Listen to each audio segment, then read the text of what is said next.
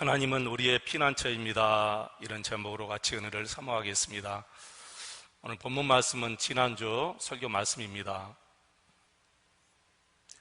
오늘 또 이 본문 말씀을 가지고 설교하려고 합니다. 7월 17일은 여러분 제헌절이죠. 7월 17일은 제헌절이고 7월 15일은 혹시 무슨 날인 줄 아세요? 7월 15일 우리 애뜨랑 카페 개원 2주 전입니다. 다들 몰라셨군요. 우리 애뜨랑 카페가 벌써 2년 됐습니다. 개원한 지가. 세월이 너무 빠르죠. 금방입니다. 아주 금방. 2009년 그러니까 벌써 11년이 지났습니다. 2009년 5월 23일 그날 토요일인데 장흥 지방의 교회가 임지식이 있어서 그날 제가 운전하면서 다른 목사님들 모시고 가고 있었어요. 강진 지나서 칠량 지나서 그 도자기 전시하는데 그쯤 갔는데 갑자기 뒤에 목사님이, 그때가 9시 한 40분 정도 됐는데 뒤에 앉아 계시는 목사님이 노무현 대통령이 죽었다는 거예요. 아주 깜짝 놀랐어요. 제가 그랬어요. 목사님 무슨 그런 농담하냐고. 아니다는 거예요. 그래서 바로 제가 라디오를 켰는데 계속해서 뉴스 속보가 나옵니다. 노무현 대통령에서 그 이야기가 계속 나와요. 뭐 자살했다고 그러고 계속해서 나와요. 그때 얼마나 제가 충격을 받았는지 한동안 정말 제 가슴을 추스릴 수가 없었어요. 너무너무 큰 충격을 받았어요. 제가 참 좋아했던 분이었거든요. 많은 분들이 좋아했지요, 사실. 특별히 여러 가지 좋아한 것들이 있었지만 그분의 그 소탈하고 그 서민적인 모습이 굉장히 저는 좋았습니다.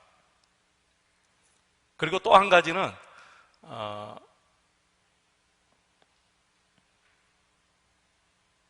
그 대통령이란 그 직분을 가지고 차단벽을 설치하지 아니하고 모든 사람과 함께 소통하려고 하는 그 모습이 너무너무 좋아서 참 저런 리더십은 정말 본받고 싶다, 그럴 정도로 그분을 좋아했어요. 우리는 지난 목요일 또 박원순 서울시장의 비보를 들었습니다. 정말 충격적인 일이 아닐 수 없었습니다. 이분 역시 많은 사람들에게 존경을 받아왔습니다. 또 많은 사람이 그분을 따랐습니다. 이분의 삶을 보면 언제나 약자 편에 서서 약자를 변호해주고 또 인권 변호사로 살았고 그리고 민주화 운동에 앞장섰던 분입니다. 그래서 더 안타깝고 아쉬운 마음이 계속해서 놓이질 않습니다. 그리고 제가 원망했어요. 참 많이 원망했습니다. 꼭 이렇게만 해야 되나? 선택할 수 있는 길이 이것밖에 없을까? 이분이 갈 수 있는 길이 이 길밖에 없었나? 자존감이 높아서 자신의 죄과를 감당할 수 없어서 스스로 목숨을 끊었을 것이다 라는 생각을 저는 합니다. 원래 자존감이 높은 사람들은 자기의 실수를 용납하지 못해요. 그래서 그 실수가 드러나면 수치와 부끄럼 때문에 결국에는 이렇게 극단적인 선택을 많이 하게 됩니다. 근데 여러분 아셔야 됩니다. 목숨을 끊는다고 자신의 죄과가 묻혀지는 것은 절대로 아니에요. 자신의 실수는 그대로 있습니다. 영원히 없어지지 않아요. 자살하는 대부분의 사람들의 생각이 동일해요. 내가 죽으면 모든 문제는 끝나겠지, 이렇게 생각해 버립니다.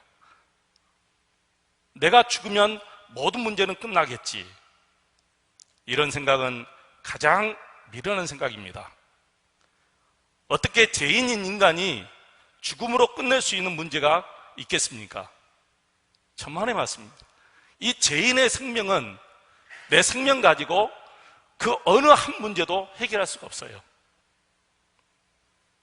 죄인들의 생명은 아무것도 아닙니다. 죄인들의 생명은 그저 그 어떤 능력도 없습니다. 성경에 그야말로 인간의 생명은 수에 칠 가치조차도 없다고 성경은 이야기하고 있습니다. 불신자들은 죽음은 끝이야, 이런 생각을 가질 수 있습니다. 왜 그렇습니까? 미래에 대한 소망이 없기 때문에 그렇습니다. 그러나 믿음의 사람들이 가끔 이런 인생의 끝을 선택합니다. 믿음의 사람들이 이런 선택을 하는 것은 그분이 하나님을 바로 알지 못했기 때문에 그래요. 하나님을 바로 알고 정확한 믿음을 가지고 사는 사람들은 이 극단적인 선택을 할 수가 없습니다. 생명은 하나님만이 어떻게 하실 수 있지, 아무리 내 생명이라고 내 마음대로 할 수가 없는 것입니다. 이렇게 극단적인 선택을 하시는 분들을 보면서 늘 가슴이 미어져요. 저분이 하나님을 모르기 때문이었구나. 저분이 하나님을 모르기 때문이었구나.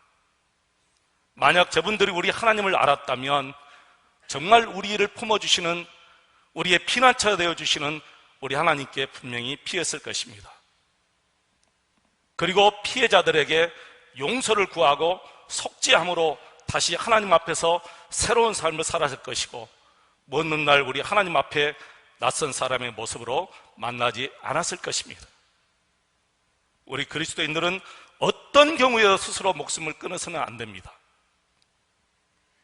설령 내 죄가 드러나서 수치와 부끄럼 속에 있다 할지라도 내 생명을 끊어서는 안 됩니다. 스스로 목숨을 끊음으로 해결되는 문제는 하나도 없습니다. 스스로 목숨을 끊음으로 우리의 죄가가 사라지는 것 하나도 없습니다.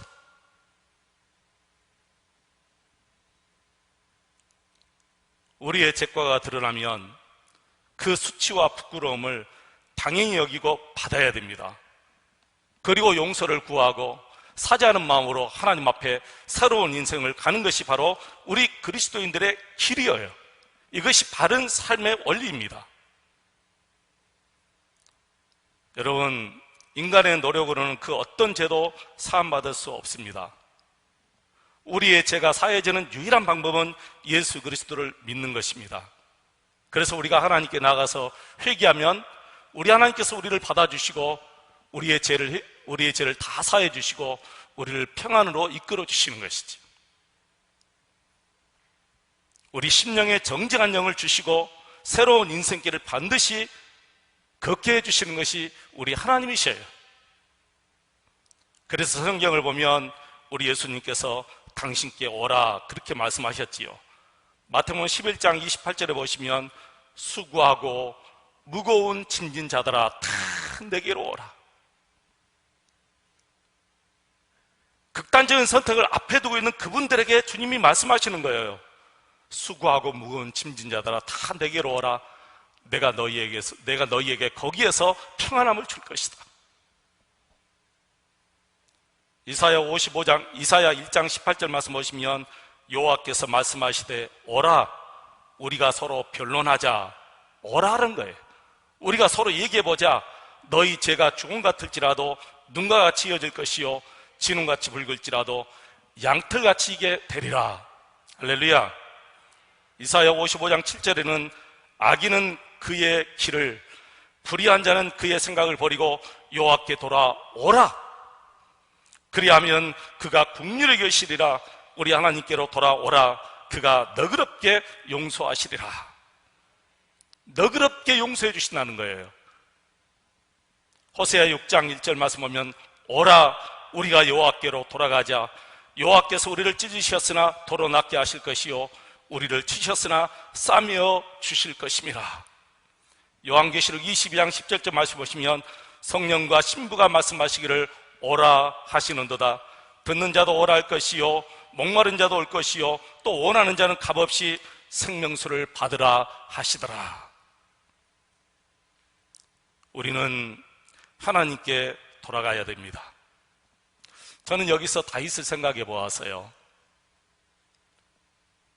박원순 서울시장도 부끄러운 일을 행했지만 어떻게 보면 다윗은 더 큰 부끄러움이죠. 박원순 시장은 1000만 명의 시장이고 이 다윗은 이스라엘 온 나라의 대통령이에요. 근데 다윗이 그 대통령 직분에서 세상에 자기 가장 신실한 신하를 죽이고 그 아내를 겁탈해가지고 여러분, 누구의 죄가 더 크게 보입니까? 다윗의 죄가 더 크게 보이잖아요. 근데 다윗은 그 지적을 받았을 때 하나님께 돌아왔어요. 하나님께 돌아와서 회개했습니다. 눈물이 침상을 떨 정도로 그렇게 여러분 다윗은 회개했어요. 하나님께 돌아오면 반드시 새 길을 열어주십니다. 누가 다윗을 보고 그 모습만 보면 누가 다윗을 성문이라고 말할 수 있습니까? 어떻게 다윗이 성문이 될 수 있지요?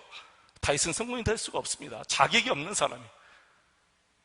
어떻게 우리 하나님께서 다윗에게 너는 내 마음에 합한 자다 이렇게 말씀하실 수가 있겠습니까? 그 한 가지를 보면 다윗은 하나님의 마음에 합한 자라고 말할 수가 없어요. 근데도 다윗은 회개함으로 하나님께 돌아와서 이렇게 하나님 앞에 인정받는 사람이 되었고 성군의 역할을 마지막까지 잘 감당했습니다. 가장 힘들고 어려울 때, 누구도 나를 환영해 주지 않을 때 우리가 돌아야 할 길은 우리 하나님의 품인 줄로 믿습니다. 여러분 1절 말씀 다시 한번 같이 읽겠습니다. 1절 말씀 우리가 같이 함께 있습니다. 하나님은 우리의 피난처시요 힘이시니 환난 중에 만날 큰 도움이시라. 하나님은 우리의 피난처십니다. 내가 피할 수 있는 것은 우리 하나님의 품밖에 없다는 거예요. 그 하나님께서 내게 힘을 주신다는 거예요. 7절 한번 보실까요? 7절 같이 읽습니다.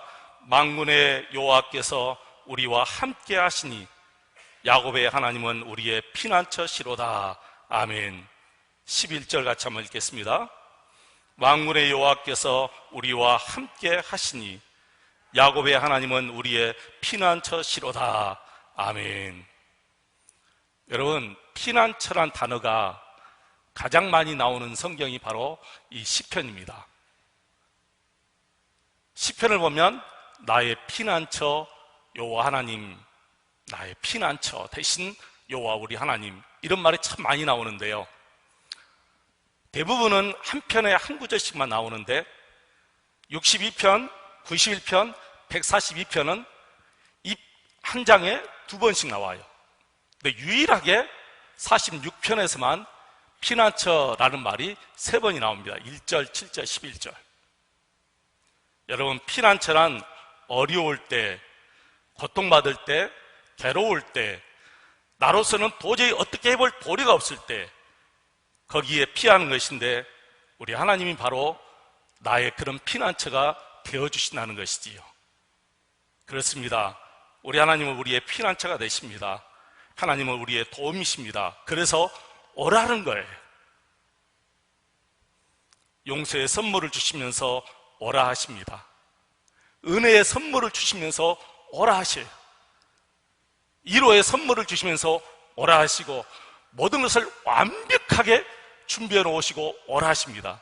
너가 오면 그때 내가 주겠다는 것이 아니에요. 오면은 하나님이 그때 분주하게 여기저기 찾아서 주는 것이 아니라 완벽하게 준비해 놓으시고 우리에게 오라 그러면 주신다는 거예요. 사랑하는 교회 여러분, 어떤 경우에도 우리의 피난처 되시는 하나님께 나가야 됩니다. 구약의 성도들은 이 피난처, 도피처란 말에 익숙해져 있어요. 왜 그러냐면은 그들이 사는 지역에, 6곳 지역에 이 도피처가 마련되어 있거든요. 누가 이 도피처에 숨을 수 있느냐 하면은 바로 부지 중에, 고의가 아니고 부지 중에 실수로 사람을 죽인 사람들은 보복을 하기 때문에 그 피해자의 가족이나 친구나 어떤 사람들이 보복을 하기 때문에 그 보복에서 하나님께서 보호해 주시려고 피난처를 만들어서 그것에 피하도록 했어요. 그래서 실수로 사람을 죽인 사람들은 이 피난처, 도피처에 들어가면 도움을 받고 보호를 받습니다. 완전히 보호를 받아요. 언제까지 보호를 받습니까? 그 해에 제사장이 죽을 때까지 보호를 받아요. 그리고 그 제사장이 죽으면 이제 완전히 자유의 몸이 돼요. 그 누구도 이 사람을 해칠 수가 없어요. 이 사람을 해치면 반드시 그 사람은 죽습니다. 근데 성경은 이 피난처, 도피처가 예수 그리스도라라고 말씀하셨고요. 제사장 예수님이 대제사장 예수님이 십자가 달려 죽으심으로 말미암아 그 도피성 안에 있는 사람은 완전히 자유함을 얻는다는 거예요. 놀라운 말씀이죠, 여러분. 그래서 우리 예수님이 우리가 피할 피난처다, 이렇게 성경은 말씀하고 있습니다. 이스라엘 경내에 6개 도피처가 있어요.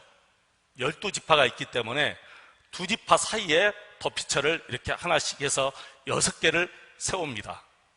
그래서 보복하는 자가 빨리 보복하지 못하도록, 이 가해자가 빨리 이 도피성에 피난 가서 숨을 수 있도록, 보호받을 수 있도록 우리 하나님께서 그렇게 하신 거예요. 사랑하는 성도 여러분, 우리 예수님은 언제 어디서나 내가 나가기만 돼요. 그래서 우리 예수님이 아무나 오라, 아무나 오라, 그렇게 말씀하신 거예요. 그 어떤 사람부터 다 오라는 거예요. 하나님 앞에 오면은 병든 자도, 그리고 힘든 자도 다 우리 하나님 앞에 고침받을 수 있고 평안함을 받을 수가 있습니다. 사랑하는 교회 여러분, 죄 때문에 힘들고 무겁습니까? 피난처 되시는 예수님께 돌아오시기를 바랍니다. 세상에 그 어떤 죄가 아무리 무겁고 크다 한들 예수님께서 치유할 수 없는 죄가 있겠습니까? 요한복음 4장에 보면은 사마리아 여인이 나옵니다. 이 여인은 하루하루를 얼마나 힘들게 사는지 몰라요. 사람들의 손가락질을 피해가면서, 사람들의 눈초리를 피해가면서 살아가는 여인이에요. 그런데 그 여인에게 우리 주님은 피난처가 되어주시기 위해서 그 여인을 찾아가셨습니다. 여인 찾아간 게 아니고 우리 예수님이 그 여인을 찾아갔어요. 그리고 예수님과 대화 속에서 그 여인은 피난처 되시는 예수님을 만나고 새로운 길을 걸어가게 된 줄로 믿습니다. 그리고 그 과거의 부끄러움을 다 잊어버리고 어떻게 그렇게 당당하게 마을에 들어가서 내가 메시아 예수 그리스도를 만났다고 증거할 수가 있겠습니까? 놀라운 삶의 변화지요, 여러분. 예수님을 만나기 전에는 사람의 눈을 피해서 살았습니다. 어느 한 사람 만날까 봐서 무서워서 피해서 산 여인이 예수님을 만나고 난 이후에 당당하게 사람들 앞에 나가서 복음을 증거하는 모습 속에 살았다는 거예요. 요한복음 8장에서는 가나바다 현장에 잡힌 여자를 사람들이 돌로 쳐 죽이려고 끌고 왔지요. 예수님 앞에 끌고 왔어요. 가나바다 현장에 잡힌 여인은 율법에 의하면 돌로 쳐 죽이라 했는데 당신 예수는 어떻게 할 것인가? 예수님이 그 돌을 들고 그 여인을 죽이려고 서 있는 사람들에게 너희 중에 죄 없는 자가 먼저 돌로 치라. 다 도망가 버렸습니다. 이 이야기를 듣고 다 도망가 버렸어요. 예수님이 그 여인에게 이렇게 말하지요. 나도 너를 정죄하지 아니하노니 나도 너를 정죄하지 않겠다. 우리 예수님은 이렇게 힘든 모든 사람들에게 피난처가 되어 주셨습니다. 예수님은 죄가 없으신 하나님이시기 때문에 얼마든지 그 여인을 정죄할 수 있지만 그렇게 하지 않으셨어요. 사랑으로 그 여인을 맞아 주셨어요. 우리 예수님은 피난처이십니다. 예수님도 하나님이시기 때문에, 죄가 없으신 하나님이시기 때문에 얼마든지 그 여인을 정죄할 수 있고 비판할 수 있지만 우리 예수님은 정죄하지 않고 비판하지 않으셨습니다. 나는 여러분들이 그 누구도 비판하지 않았으면 좋겠어요. 저는 박원순 서울시장 두둔하고 싶은 마음이 눈꽃만큼도 없습니다. 나는 그분이 살아서 피해자에게 그 피해자가 원하는 만큼 사과를 해야 되고 속죄를 해야 된다고 생각해요. 그리고 새 길을 걸어가면 얼마든지 새로운 길을 걸어갈 수 있다고 생각합니다. 그렇다고 여러분, 그 사람을 우리가 미워하거나 손가락질하거나 비판해서는 절대로 안 됩니다. 여러분의 자녀 중에 누가 한 명 그랬다면, 우리 공동체 중에 누가 한 명 그랬다면 그분을 우리가 작정하고 비판하고 손가락질하고 할 수가 있겠습니까? 못할 것입니다. 내 식구니까, 내 자식이니까, 내 공동체 사람이니까 못할 거예요. 그럼 그분은 내 공동체가 아니고 내 식구가 아니까 비판해도 되겠습니까? 그 비판의 마음은 여러분 스스로가 혼자 사귀는 것이고, 사람들 앞에서는 비판해서는 안 되고 그 사람 손가락질해서는 안 됩니다. 우리의 죄가 드러나지 않아서 그렇지, 우리의 죄가 드러난다면 누가 우리 중에 자신 있게 나는 그 사람보다 더 나은 삶을 살았다고 말할 수가 있겠습니까?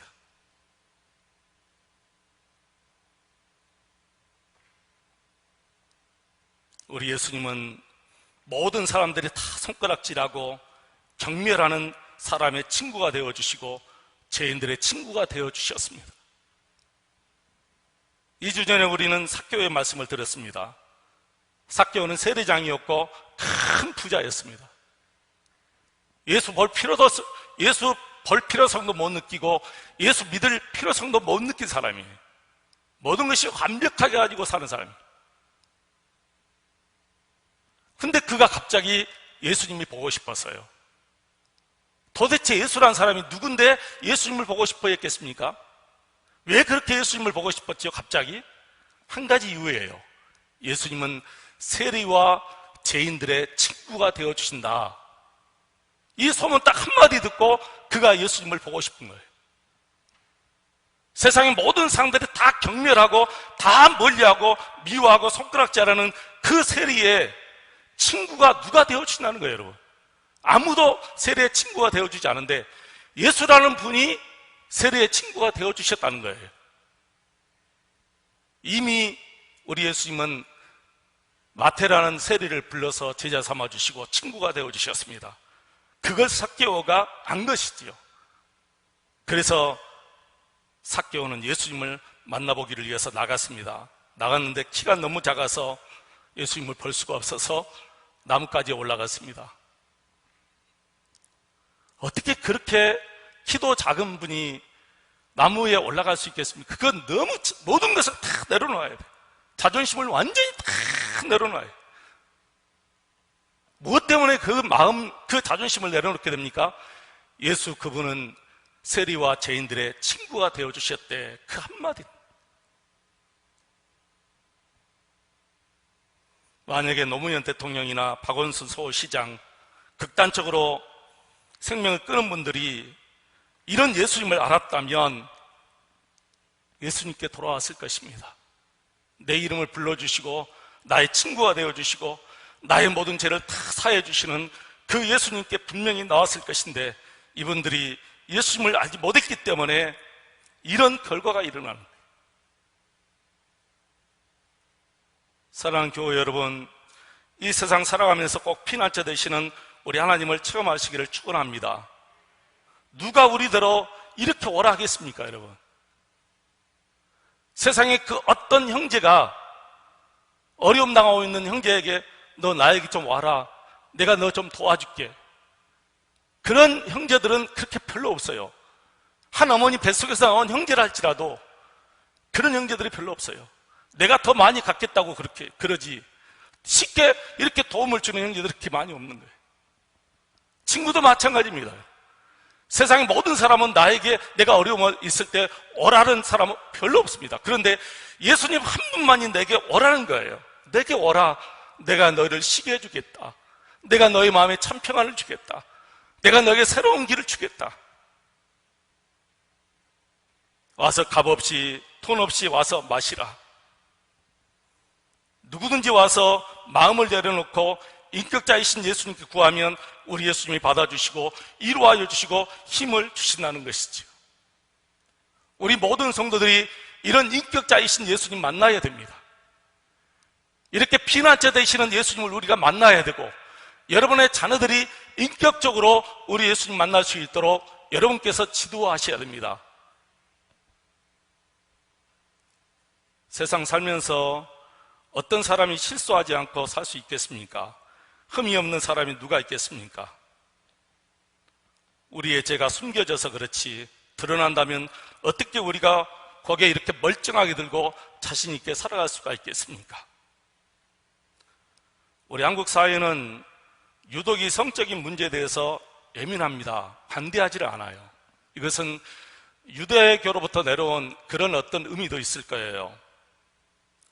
수억의 돈을 착취하고 남의 인생을 완전히 빼앗아버린 사람은 부끄럽지 않게 그렇게 막 날개치며 살아가는 사람들 많거든요. 그런데 성추행은 우리 사회가 용납하지 못하기 때문에 사람들의 눈이 더 무서운 것입니다. 그래서 더 조심하는 것이지요. 우리 예수님 앞에서는 사실 이제나 저제나 일반입니다.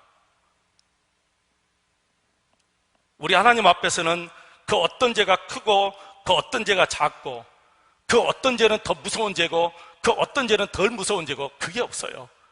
우리 하나님 앞에서는 모든 죄가 다 일반입니다. 그래서 우리가 주님 앞에 나와야 되는 것이죠. 사람들은 이 죄가 더 크기 때문에 받을 수 없다고 하지만 우리 하나님은 그 어떤 죄도 다 받아주십니다. 당신 품에 돌아오시면 다 받아주시고 새로운 심, 참 안식을 우리에게 주십니다. 세상에는 어디에도 안식이 없습니다. 파원스 서울시장은 안식처를 찾을 수 없었습니다. 그래서 스스로 목숨을 끊은 거예요. 안식처만 찾았다면 반드시 거기 갔을 것이에요. 근데 세상에는 그 어디에도 안식처가 없습니다. 예수님이 십자가에 돌아가실 때 좌우편에 강도 두 사람이 함께 죽게 되었습니다. 근데 그 중에 한 강도는 예수님께 사랑을 구했고 자비를 구했습니다. 누가복음 23장 42절에 보니까 예수여 당신의 나라에 임하실 때 나를 기억해 주십시오. 강도는 예수님의 기억 속에 자기 자신이 있기를 원했어요. 놀라운 믿음이에요. 그 믿음이 어떻게 그 죽음의 현장에서 나올 수 있었을까요? 저는 하나님의 은혜라고 생각해요. 당신의 기억 속에 내가 남기를 원합니다. 나를 기억해 주십시오. 우리 모두는 예수님의 기억 속에 있습니다. 그러나 이 강도는 그동안 예수를 모르고 살았고 예수님을 믿지 않았고 살았기 때문에 이렇게 말한 거예요. 당신의 나라에 임하실 때 나를 기억해 주십시오. 그때 예수님이 이렇게 말씀하십니다. 너가 오늘 나와 함께 낙원에 있을 것이다. 예수님의 기억 속에 있는 사람만이 다 하나님의 낙원에 있게 되는데 저와 여러분이 예수님의 기억 속에 있는 것이기 때문에 우리는 언제든지 죽으면 하나님의 낙원에 있게 될 줄로 믿습니다. 우리의 영원한 피난처요 안식처이신 주님께 나와야 됩니다. 피난처 되신 예수님께 구하시기를 축원합니다. 그 예수님께서 저와 여러분을 보호하여 주시고 그리고 사랑하여 주시고 여러분에게 참 안식을 선물로 주실 줄로 믿습니다.